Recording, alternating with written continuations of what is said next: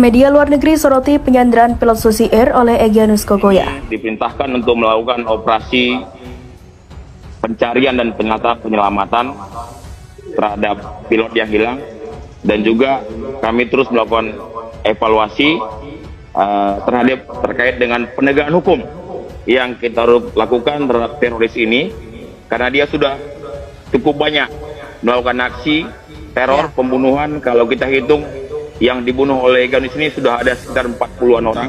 Mungkin mereka minta tebusan atau ini belum tahu, kami akan komunikasi. Kami akan komunikasi dengan berbagai pendekatan yang kita lakukan, tapi sampai hari ini belum ada permintaan atau seperti itu, belum ada. Nanti kita lihat. Drama penyanderaan pilot Susi Air yang dilakukan oleh Egyanus Kogoya disoroti media luar negeri, seperti BBC, dan mengangkat headline tentang sebuah video yang menunjukkan pilot Susi Air tengah bersama kelompok Egyanus Kogoya. BBC menyebutkan pilot Susi Air Kapten Philip Martin diculik setelah mendarat pesawatnya di Provinsi Pegunungan Duga yang terpencil di Papua. Ya, soft approach tadi ya saya sampaikan dan dibuka ruang dialog. Sejauh mana itu bisa memberikan hasil. Dan yang kedua hard approach ini ya kita akan mencari dan melakukan operasi penegakan hukum. Kalau dalam militer operasi pembebasan. Video dirilis di pilot NZ yang ditangkap oleh separatis Papua, tulis judul BBC. Selain BBC, Al Jazeera juga menyoroti kasus penyanderaan yang dilakukan oleh Egyanus Kogoya. Dalam judulnya, Al Jazeera juga menulis hal yang sama dengan BBC, yakni tentang sebuah video yang dirilis oleh Tentara Pembebasan Nasional Papua Barat. Pemberontakan Papua Barat merilis pilot Selandia Baru yang ditangkap, tulis Al Jazeera. Seperti yang diketahui, pilot Susi Air saat ini masih disandra oleh TPNP BOPM.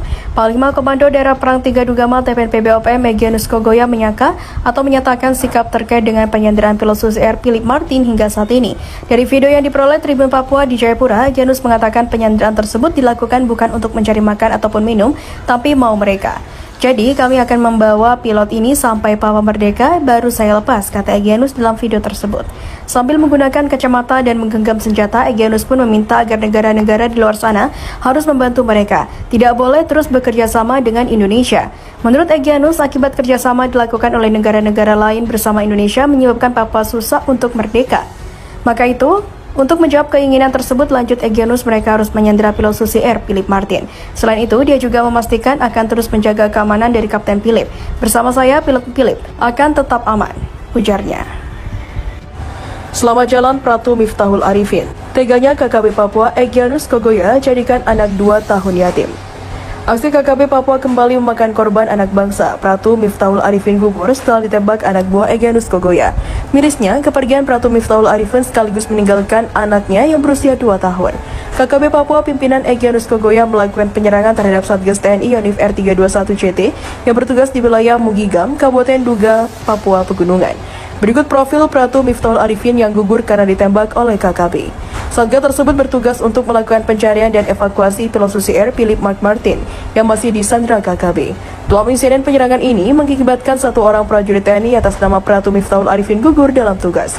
Kabar gugurnya Pratu Miftahul Arifin disampaikan Kepala Pusat Penerangan TNI Laksamana Muda Julius Wijoyono dalam konferensi pers digelar pada Minggu, 18 April 2023.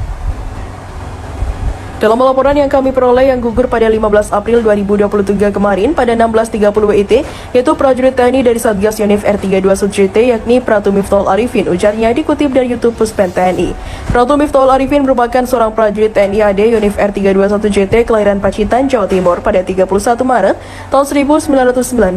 Di kesatuannya, Pratu Miftahul Arifin menjabat sebagai Dankokpan 1 RU3-1-B Yonif R321-CT-13-1 Kostrat dengan pangkat prajurit 1.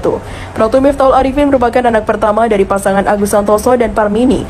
Dikutip dari Tribun Medan, Pratu Miftahul Arifin meninggalkan istri dan seorang anak yang masih berusia 2 tahun. Istrinya, Wahidia Nur Aziza, merupakan seorang guru honorer SD. Pratu Miftahul Arifin bersama anak dan istrinya tinggal di Dusun Kerajaan RT 02 RW 02, Desa Bandar, Kecamatan Bandar, Kabupaten Pacitan, Jawa Timur. Pratu Miftahul Arifin gugur setelah terlibat kontak senjata dengan TNI dan KPB pada Sabtu kemarin.